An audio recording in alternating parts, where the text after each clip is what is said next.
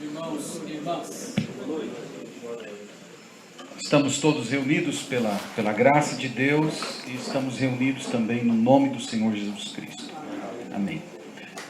Nós vamos iniciar e, irmãos, esta é a palestra mais importante dessa noite, pelo menos em relação às anteriores. E eu gostaria de começar com um período de oração, clamando pela graça de Deus.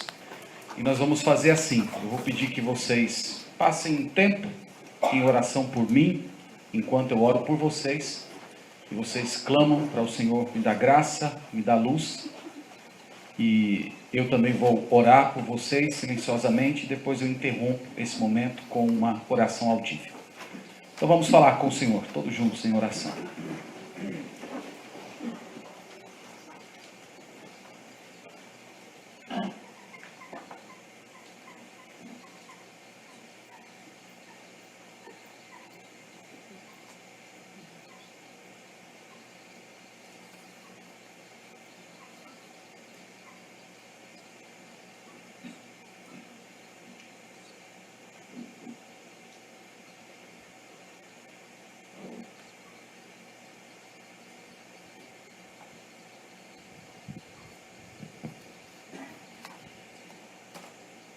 Senhor, nós oramos a Ti nesse momento, todos juntos, na mediação do Senhor Jesus Cristo, crendo que o sacrifício dele lavou completamente o nosso pecado e nos deu acesso ao Santo dos Santos. E nós clamamos, ó Deus, confiados exclusivamente no sangue de Cristo e também crendo no Espírito Santo que opera em nosso coração. Nós clamamos a Deus que nesta noite o Senhor nos conceda da Tua graça. Que o Senhor venha a nós por meio do Teu Santo Espírito, abençoando o nosso coração. Nos ajudando, Senhor, a crescer juntos, a vivermos como irmãos. A vivermos alegres em Ti, que nos une, o Senhor que promove essa comunhão, essa ligação espiritual entre todos nós. Nós precisamos, Senhor, de Ti e nos abençoa. Permita que o Teu nome, a Tua palavra e a Tua verdade sejam glorificadas em tudo isso para o Teu louvor e para o bem da nossa alma. Eu peço tudo isso no nome do Senhor Jesus. Amém.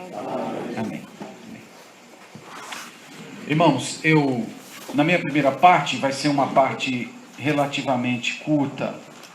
Eu quero só expor rapidamente um pouquinho o que foi a música dentro do século XX e logo depois eu vou passar para a parte que eu considero mais importante, em que nós vamos enumerar algumas questões relacionadas sobre uso, não uso de instrumentos, alguns valores que eu entendo que são importantes e depois nós vamos na parte final falar então de algumas coisas relacionadas ao nosso próprio grupo.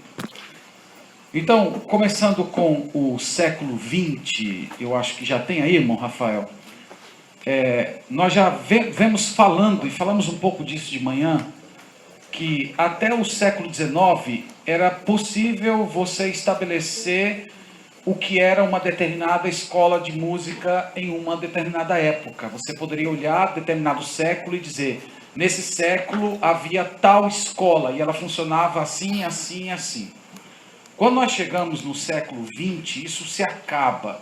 Na verdade, nós temos uma mistura complexa de muitas tendências que vão desde música erudita até a exploração de sons da natureza. Vocês já devem ter ouvido falar um pouco do compositor brasileiro Villa-Lobos, que durante alguns anos ele andou nu pela mata, tentando interagir com a natureza, ouvindo sons dos animais para tentar levar isso à música dele. Então tem essa exploração de uma grande diversidade. Se a gente pudesse sinalizar elementos elementos absolutos que talvez unissem todas essas tendências musicais do século XX, eu poderia dizer que há uma tendência a se enfatizar mais o ritmo. Lembra que nós falamos que essa tendência ela começa oficialmente na música ali nos idos do romantismo, mas o século XX eu acredito que explode essas tendências. Então nós temos uma melodia que caminha cada vez mais para uma simplificação e nós temos uma música mais ritmada, que apela mais ao corpo, que apela mais às sensações, às emoções. A ideia da música é que é para dar vazão aos seus sentimentos, é para você se expressar corporalmente. E é nesse conjunto de formas e de modos de se conceber música que nós temos as percussões ganhando espaço. Então eu falei para vocês um pouco disso hoje de manhã. É aquele momento em que você pega todos os instrumentos que estavam soltos na orquestra e acrescenta até alguns, e você junta todos eles em um só, e nós temos ali o surgimento da bateria, que é um grande marco na história da música ocidental. Ao lado da bateria, nós temos um outro fenômeno, que é o da eletrificação dos instrumentos. Então, os instrumentos sendo colocados com amplitude. Então, você imagina que antigamente, ainda no início do jazz, era possível ver isso. Você vê um instrumentista numa esquina de uma rua com um percussionista, mas para você ouvir a música dele, você tinha que se aproximar. Mas agora você tem uma possibilidade de expandir o som do seu instrumento para muito longe e gerar um efeito também que é muito característico da música do nosso século, que é a distorção do instrumento. Você utilizar a eletrificação para transformar o som do seu instrumento, você distorcer, e isso você também utilizando para manipular os sentimentos dos seus ouvintes. E nesse contexto de eletrificação, de mudanças de instrumentos, é que nós temos o surgimento da guitarra e do contrabaixo, que eles também vão seguindo dentro dessa cultura. A gente poderia dizer, irmãos, que todas essas forças musicais que embrionariamente estavam ali no início do século XIX, mas elas explodem na década de 50 com um novo estilo de música, o chamado rock and roll. Então ele marca, ele é a forma musical que vai conseguir juntar todos esses elementos dentro de uma nova forma de se fazer música. Lembra que, e aqui eu estou citando os próprios compositores e músicos de rock, o que eles dizem sobre a música deles? Eles dizem que a música deles é quebra de padrão, eles dizem que a música dele é para romper com costumes, a música deles expressa rebeldia contra sistemas, aquele sistema judaico, cristão, filosofia de vida. Então eles vêm para romper tudo isso. É muito mais do que uma forma musical, é um estilo de vida de você romper com tudo aquilo que era padrão, com tudo aquilo que era conhecido. E qual é a característica dessa música? Normalmente uma melodia bem simples, sem muita reflexão, porque a ideia é que se cante e repita para aquilo marcar na sua cabeça. Uma harmonia bem forte, especialmente com a eletrificação dos instrumentos, e um ritmo tremendamente acentuado. E tudo isso é para produzir nas pessoas efeitos corporais, dança e às vezes até reações violentas. Eu não sei quantos de vocês aqui, antes de se converterem, chegaram aí a um show de rock. Então você vê como é que eles se comportam na hora que eles estão dançando. Então tudo isso é a forma da música mexer com eles. Como é que a igreja ficou nessa situação? Em princípio, a igreja resistiu a essas mudanças. Na maioria das vezes, a argumentação, pelo menos na minha opinião, não era das melhores. Era simplesmente pegar os instrumentos e dizendo que o instrumento era do diabo. Então, tem gente que argumenta assim, mas eu francamente não acho que é a melhor das argumentações. Mas eles argumentaram assim. Na década de 1970, esses instrumentos eles começaram a entrar dentro da música evangélica. Mas eles não entraram, evidentemente, dentro do formato do rock da década de 50. a igreja evangélica vai absorvendo esses instrumentos, mas vai absorvendo esses instrumentos com uma certa cautela. Talvez os grandes expoentes dessa época aqui no Brasil sejam os Vencedores por Cristo, o Rebanhão, o grupo Logos, que são dos mais antigos. Então eles começam a trazer esses instrumentos, mas evidentemente que eles não implementam, todos vocês sabem disso, do mesmo sistema que estava dentro da música profana. Mas na década de 80, nós temos uma mudança mais forte, que é a introdução do chamado gospel. Lembra que a palavra gospel é usada para se referir a um estilo de música norte-americana, mas ela é importada para o Brasil, mas só o nome é importado. É um outro formato, e um formato que vai explodir, especialmente dentro do neopentecostalismo brasileiro. E aí a gente poderia citar bandas como Oficina G3, Catedral, aí entra samba evangélico, hip hop evangélico, pagode evangélico. E não foi à toa que essas formas musicais, elas floresceram dentro do movimento neopentecostal. Não foi à toa. Por que no neopentecostalismo é o ambiente mais fértil para essa sementinha crescer e virar uma coisa gigante? Por causa da própria teologia neopentecostal, triunfalista, que apela às emoções, que explora pouco a razão, a reflexão profunda.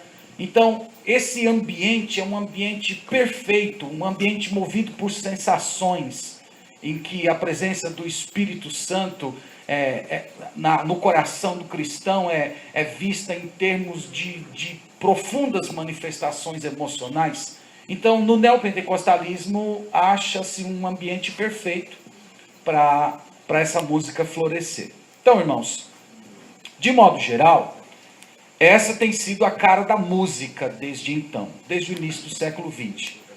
Uma música ritmada, excessivamente ritmada, e que apela aos sentimentos. Provavelmente o extremo dessa música dentro da cultura brasileira seja o funk, que vocês já devem ter ouvido, mesmo sem você querer, você tem que ouvir aquele negócio, né? Então ali eu vejo que é o extremo dessa filosofia. Você não tem praticamente mais harmonia. A melodia, vocês sabem a qualidade que é, e você tem uma batida profundamente forte, e que produz todo tipo de reação corporal, e a gente nem precisa explicar muito, que vocês já sabem quais são. Bom, então com isso eu encerro a exposição dentro da história, e agora eu quero entrar dentro da questão da música e a igreja. E aqui nesse ponto, o meu objetivo é acrescentar alguns parâmetros que eu acredito que são úteis para a gente pensar a relação da música com a igreja e a relação da música com instrumentos. Novamente, irmãos, eu estou aqui falando de parâmetros, eu não estou falando aqui de prescrições. Eu tenho tentado insistir desde o início que nós estamos tentando trabalhar com princípios. Não tem muitas coisas que a gente não tem como pegar e simplesmente implementar do mesmo jeito, mas nós podemos pegar os princípios e aplicar às nossas realidades. Então, o primeiro ponto na verdade, é um contraponto que eu estou apresentando na discussão a respeito da neutralidade dos instrumentos. Por que eu estou trazendo esse assunto? Porque é muito comum uma pessoa dizer assim: instrumento é neutro. Instrumento é neutro. E o que determina é quem toca e o modo como se toca. Então isso é uma coisa bem dita e bem espalhada, e vocês certamente já ouviram isso. Irmãos, eu creio que esse argumento ele é verdadeiro em tese, mas ele não abrange todas as questões que estão envolvidas dentro desse assunto. Então quando eu digo que ele é verdadeiro, eu estou querendo dizer que é fato que o instrumento em si é inanimado, que ele não tem vida em si mesmo, que ele só vai produzir algum tipo de som se tiver alguém produzindo esse som nele ou alguma coisa. Então, por esse viés, evidentemente que o instrumento, por assim dizer, é neutro. Mas tem duas palavras que eu acredito que nos ajudam a ampliar um pouco mais essa visão. A primeira palavra é a finalidade e a segunda eu chamo de memória cultural. Então, algumas coisas dessas até o pastor Wagner já tem falado. Então, com finalidade, eu estou querendo dizer que certos instrumentos, eles foram feitos para determinados fins. Eles foram feitos para suprir certas carências. Eles foram feitos para cobrir certas demandas. Então, a gente pode ilustrar com a clarineta. Clarineta é um instrumento de madeira e ele foi feito com uma finalidade, ele foi fabricado com uma finalidade. Então ele serve para alguns casos, para uma melodia, às vezes uma melodia mais aguda, uma melodia mais grave, e ele também, com outros instrumentos, ele pode compor harmonia. Ele foi um instrumento feito para isso. Esta é a finalidade dele.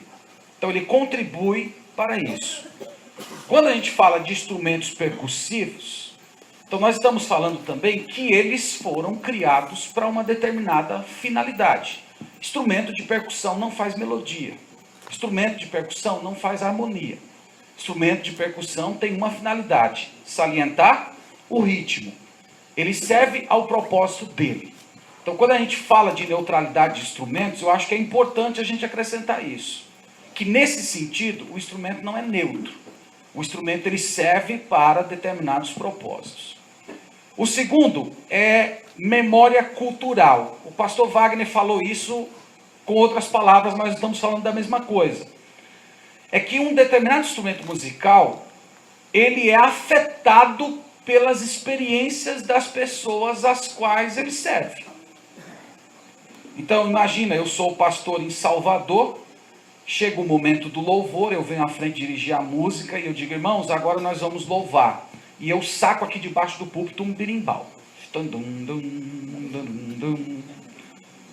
Por mais que você diga as pessoas têm cabeça aberta, as pessoas são modernas, você tem que perceber que a presença daquele, só a presença daquele instrumento, sem eu dar o primeiro sonzinho dele, só a presença daquele instrumento, ele já desperta certas reações, certas relações que aquelas pessoas, que aquela comunidade teve com aquele instrumento. E é isso que eu quero dizer com a terminologia de memória cultural. Então, a ideia é que ele se relaciona com as expectativas das pessoas. Então, quando a gente fala da questão de neutralidade dos instrumentos, eu creio que nós temos que acrescentar esses dois elementos para a gente ter uma discussão um pouco mais ampla. A gente perceber que certos instrumentos servem a determinadas finalidades e as pessoas às quais eles são utilizados, elas têm ou tiveram relações ou têm relações com aquele instrumento, e eu creio que isso deve ser levado em conta quando a gente vai formar a música da igreja. Então, por que eu estou dizendo isso? Eu estou dizendo isso para salientar a seguinte questão: que tirar ou colocar instrumentos na sua igreja não é uma atividade completamente neutra. Não é uma atividade, ela comunica. Essa atividade comunica. Esses instrumentos que você tira ou que você coloca, eles vão acentuar ou eles não vão acentuar aqueles elementos da música aos quais ele serve. E além disso, ele se relaciona com as experiências, com as vivências e com a cultura daquelas pessoas às quais ele foi chamado a servir. Esse é um ponto que eu acredito que seja importante. O segundo parâmetro que eu quero mencionar é o chamado de memória institucional. Eu já mencionei um pouco disso ontem à noite. Queria dizer a vocês que esse termo não é meu, esse termo foi de uma conversa ali em que eu e o pastor Max Sudberg estávamos amolando as argumentações e ele sugeriu esse tema, essa expressão para falar disso. O que seria a memória institucional? Se relaciona com as experiências, as vivências, as memórias, as decepções do nosso grupo. Essa memória institucional, essas experiências, elas expressam o modo como nós nos organizamos, conversamos e até reagimos diante de determinadas situações. O exemplo talvez mais óbvio da nossa memória institucional está no fato de sermos uma associação e não uma convenção. Então isso começou com problemas no início do século XX. Os batistas da União Bíblica ali pelos idos de 1924, eles são praticamente traídos pelos liberais, eles são expulsos da Convenção Batista Americana, eles perdem os acampamentos, hospitais, igrejas, planos de saúde, aposentadoria, casa pastoral. Eles perderam todos esses privilégios porque a convenção regia todo esse patrimônio. Então eles saem, em 1932 começam a se reunir e eles tomam uma decisão. Nós não seremos mais uma convenção, nós vamos ser uma associação de igrejas. E a característica essencial de uma associação de igrejas é que ela não interfere, ela não tem um poder, ela não gerencia a igreja. É por isso que as nossas associações são pobres, não tem muito dinheiro, e é por isso que ninguém quer ser presidente, não é? Ninguém quer ser, ela sempre vai continuar sendo pobre, porque se criou uma mentalidade que faz parte dessa memória institucional, que batista regular é descentralizado. Nós fazemos missões descentralizadas, nós temos uma relação entre irmãos, igrejas, mas nós não temos uma entidade acima da igreja que gerencia os nossos recursos. E é por isso que hoje, dentro das nossas associações, qualquer proposta em que se fala de uma intervenção da associação em um assunto da igreja, tem todo mundo se levantando, opa, não, isso não. Isso, irmãos, é um exemplo de memória institucional. Nós temos outros exemplos, a nossa tendência à apologética, a nossa tendência à polêmica, a denúncia, essa ênfase que os batistas têm regulares de denunciar sempre o falso erro. Nós temos a questão da separação eclesiástica, a ênfase na santidade. Todas essas coisas, como eu disse ontem, embora não estejam escritas, elas fazem parte desse conjunto de memória institucional. E onde é que eu estou querendo chegar com isso? É que antes de pensarmos qualquer tipo de mudança, especialmente as mudanças radicais dentro da igreja, nós precisamos considerar esse elemento. Esse elemento, evidentemente, não é um elemento decisivo, mas é um elemento, sim, que merece ser considerado e que ele faz parte da nossa história como batistas regulares. Dentro disso, eu quero dizer para vocês que a memória institucional dos batistas regulares no que se refere à música é a música conservadora. Os batistas regulares, desde a sua fundação, eles têm esse viés de uma música conservadora. A música acaba sendo um dos veículos pelos quais nós expressamos as nossas diferenças de outros grupos e de outras denominações. Alguns momentos, os batistas regulares chegaram até mesmo a abandonar certas práticas que vinham fazendo, porque eles sempre tiveram a música como um meio de se diferenciar daquilo que é o modismo. Eu poderia citar um exemplo, que eu já ouvi isso dos professores mais antigos, que nos primeiros anos do Seminário Batista do Cariri, os seminaristas tinham um grupo de louvor, que eles viajavam às igrejas e eles entoavam canções, e dentre as muitas coisas que eles faziam, eles batiam palmas. Né? Quem é da época aí sabe que isso aconteceu, acho que até seu Dário era o regente do coral nessa época. Mas o ponto que eu quero destacar é que, com o avanço do carismatismo, os batistas regulares tomaram a decisão de abandonar essa prática, que em si não era uma prática pecaminosa, mas eles entenderam que a música era um meio pelo qual eles mantinham as suas diferenças de outros grupos. Então, quando a gente, irmãos, quer implementar mudanças em nossa igreja, a gente precisa pensar nisso. eu quero falar especialmente conosco, com nós que somos pastores mais jovens, especialmente nós temos uma tendência maior, eu acho que pelo fato da gente estar mais antenado com a cultura, com as transformações da cultura, com as demandas da cultura, a gente acaba sendo um grupo mais propenso a mudanças rápidas, às vezes a mudanças até mesmo radicais. E nós corremos o risco de desprezar essa memória institucional e acabar causando algum tipo de dificuldade na convivência dentro do nosso grupo. Eu acrescento a isso ainda a forte tendência cultural, e isso é mundial, da tendência à individualização. Então hoje eu creio que o pêndulo entre unidade e individualidade, eu acredito que o pêndulo está mais para a individualidade. O extremo disso pode ser visto nesses grupos de minorias, de tribos que se levantam no Brasil, clamando por direitos e até às vezes por direitos superiores ao direito da maioria. Então isso pode comprometer a memória do nosso grupo, especialmente quando a gente pensa em implementar mudanças sem considerar a nossa história, sem ter paciência para que os processos aconteçam dentro de um tempo com maturidade, com tranquilidade e sem comprometer a nossa comunhão. Eu sei, irmãos, que para muitos de vocês isso que eu estou falando não tem tanto valor. Mas eu sou inclinado a pensar nisso, que nós somos mais que uma igreja local, nós somos uma comunidade de igrejas. Nós somos um grupo.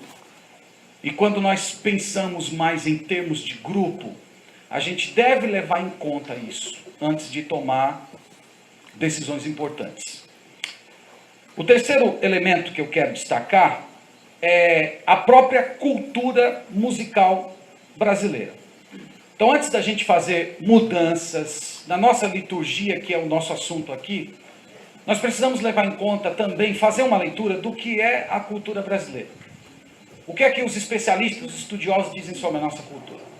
A cultura brasileira é diversa, a cultura brasileira é pulsante, brasileiro é emocional, brasileiro é dançante.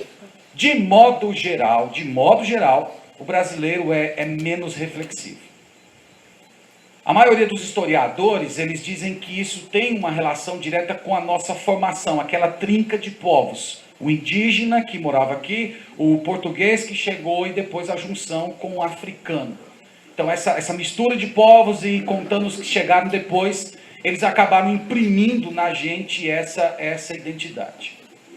E especialmente nos últimos 20 anos, em que se pese essa tendência de enfatizar as minorias, a música brasileira tem sido marcada muito pelo realce das suas africanidades. Você pode ler, todos os especialistas, eles estão falando isso. A música brasileira, ela está caminhando para isso, ela está caminhando para realçar um pouco mais essa identidade negra, ritmada. Da região que eu venho, isso é muito forte. Então a música mais ritmada, mais emocional, mais dançante. Então, por conta disso, e esse era um tema que eu estava conversando com os meninos hoje à tarde.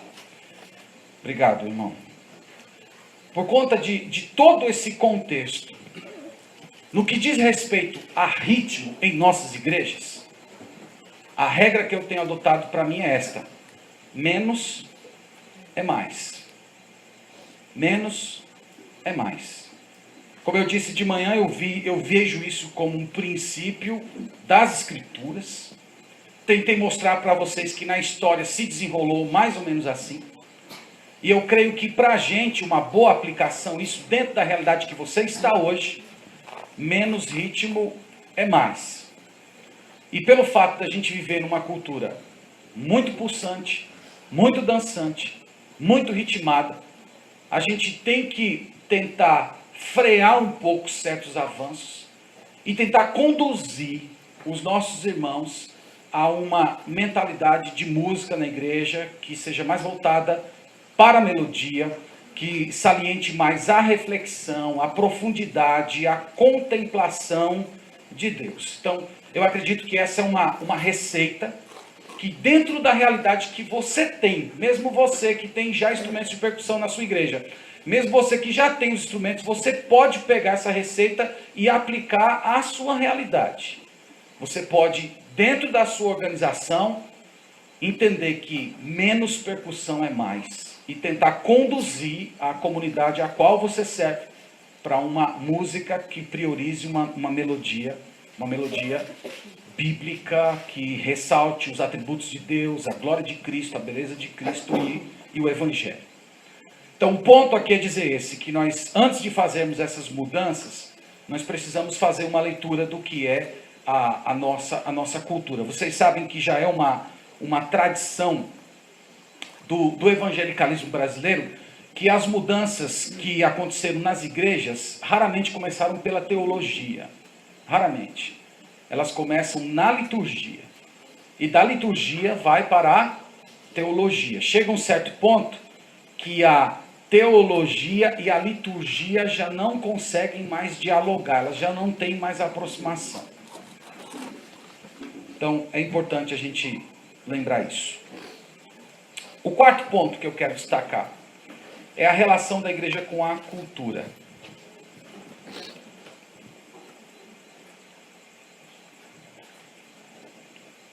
Eu vou falar uma coisa aqui sobre teologia reformada, mas antes de eu falar, eu quero fazer a ressalva de que os nossos irmãos reformados têm feito muito pelo evangelho no Brasil. Eles têm feito muito. O impacto da conferência da editora Fiel, as publicações deles, as pregações deles, as aulas que eles dão, são uma bênção para a gente. E nós não podemos deixar de reconhecer isso, que Deus tem abençoado esses irmãos e nós, batistas regulares, temos sido abençoados por eles também. Eu sou leitor, eu compro livros, ouço aulas e eu sou muito abençoado. No entanto, Mosé Silva, fecha os ouvidos aí. No entanto, a gente não pode ignorar que junto com as exposições dos reformados, a chave hermenêutica deles, o modo como eles interpretam a Bíblia, vem junto. E eu estou me referindo aqui à teologia da aliança. Então, até quando nós, batistas regulares, dizemos, somos calvinistas, pelo menos quem é? Então, a gente precisa definir bem o que você quer dizer com calvinista, porque quando você fala que é calvinista, você não está dizendo que é exatamente calvinista como um reformado o é. Nós somos batistas regulares, pelo menos aqueles que são calvinistas, eu entendo que nós somos calvinistas soteriológicos. A gente abraça aquela soteriologia calvinista. E eu estou falando isso porque, aplicado à questão da cultura e a arte, essa relação da igreja com a arte, a cultura e a arte e a teologia, tem um pressuposto da teologia reformada que tem sido assumido largamente por muitos dispensacionalistas, que é essa ideia de que a igreja tem que resgatar a cultura. Então esse pressuposto eu já ouvi de vários, já ouvi de pastores, inclusive pastores batistas regulares isso. De que a função da igreja é a função de resgatar a cultura. Nós entramos na cultura, nós reformamos a cultura, nós nos relacionamos com ela e nós trazemos ela cativa ao Senhor Jesus Cristo. Provavelmente o maior expositor, o maior expoente dessa visão foi o Kuyper. Vocês conhecem ele, aquele grande ministro holandês. A frase conhecida dele, não há um centímetro desse planeta em que Jesus Cristo não possa dizer, é meu. E de lá, vários outros expositores que vocês estão enturmados na leitura deles, eles têm salientado isso, que é a nossa função, resgatar a cultura. Irmãos, eu creio que essa visão, ela não expressa bem a nossa teologia, a teologia dispensacionalista. Eu creio que a posição correta não é a igreja contra a cultura, não é a igreja ao lado da cultura e nem a igreja resgatando a cultura. Eu creio que nós somos a igreja peregrina. Quando eu falo igreja peregrina, eu quero dizer que o nosso relacionamento com a cultura é como se nós fôssemos expatriados. O nosso relacionamento com a cultura é um relacionamento paradoxal. Por quê? Por um lado, nós fazemos o melhor por ela. Por um lado, nós assumimos a nossa vocação e nós procuramos viver o evangelho dentro da cultura. Nós fazemos isso. Por outro lado, nós sabemos que as coisas não vão melhorar, que a cultura não vai melhorar, que a cultura não vai ser resgatada, que na verdade nós estamos caminhando para um caos cultural, moral, espiritual, social. Nós estamos caminhando para isso. Lembra que a nossa teologia, especialmente a nossa escatologia, ela é pessimista otimista. Portanto, essa cultura, ela não vai ser resgatada pela gente, ela vai ser resgatada pelo Senhor Jesus. Mas antes disso acontecer, ela vai ter que chegar no fundo do poço, provavelmente na época do anticristo.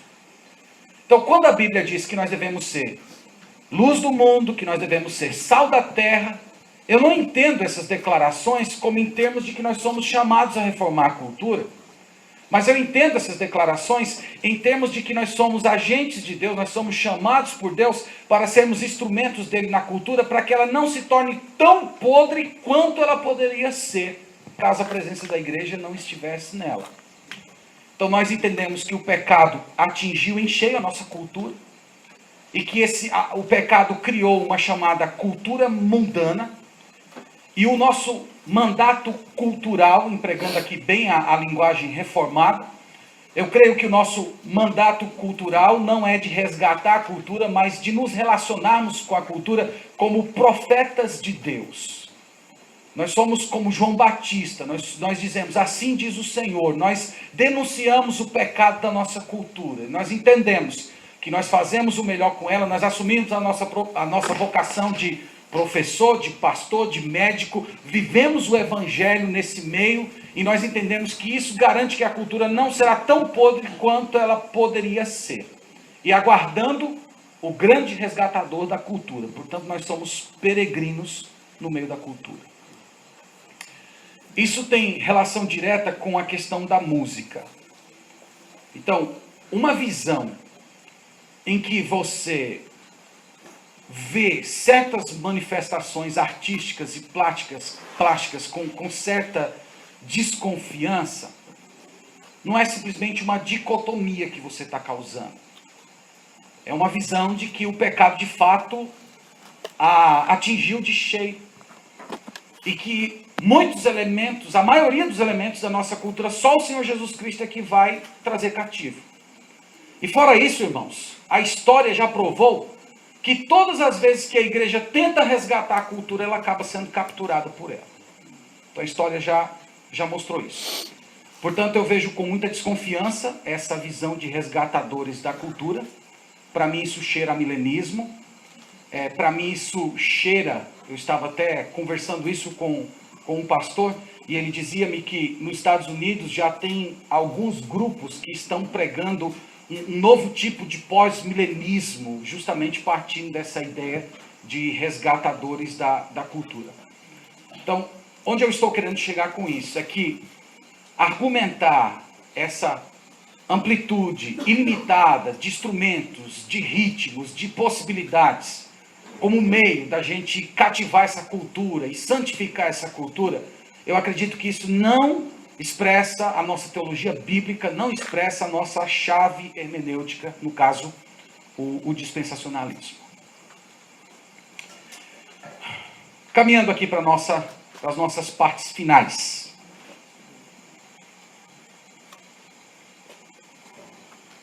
Eu vou me atrever, nessa parte final, a dar alguns conselhos para os irmãos individuais e também no final me dirigir à Ibresse. Primeiro, o meu conselho é para quem já usa os instrumentos de percussão e pretende mantê-los. Então você já tem e você entende que você deve mantê-los. Primeiro, manter o seu instrumento de percussão não é pecado. Não é pecado. Seus instrumentos de percussão não são do diabo. É importante dizer isso também. Irmãos, você que tem essa decisão, meu conselho Invista na formação dos seus instrumentistas. Invista. Já que a nossa cultura, como temos falado, é pulsante, é ritmada, é dançante, é menos reflexiva, invista na formação dos seus instrumentistas para que essa forma de conceber música não permaneça na cabeça deles. Porque ela já é, nós já meio que somos incorporados a essa cultura. Então vai precisar haver uma quebra de paradigmas. Quando eu falo de você investir, eu estou falando primeiro investir em vida espiritual. E aqui talvez caberia para todos isso, e eu estou falando como músico também. Músico por natureza é muito vaidoso. Músico gosta de atenção, músico gosta de aparecer. E o bom músico cristão é como João Batista, convém que ele cresça e eu diminua. Então invista na formação espiritual dos seus músicos, para que eles entendam isso, que eles são, o valor do trabalho que eles fazem, embora seja tão importante, é instrumental, é instrumento. Então, trabalha isso com eles, fique perto deles, não terceirize a música da sua igreja, discipule essa turma, ensine a eles que a maneira que de repente eles tocam em casa, ou as músicas que eles ouvem, ou as maneiras que eles estudaram, é diametralmente diferente da maneira como a música funciona na igreja. Então acredito que se você investir na formação deles,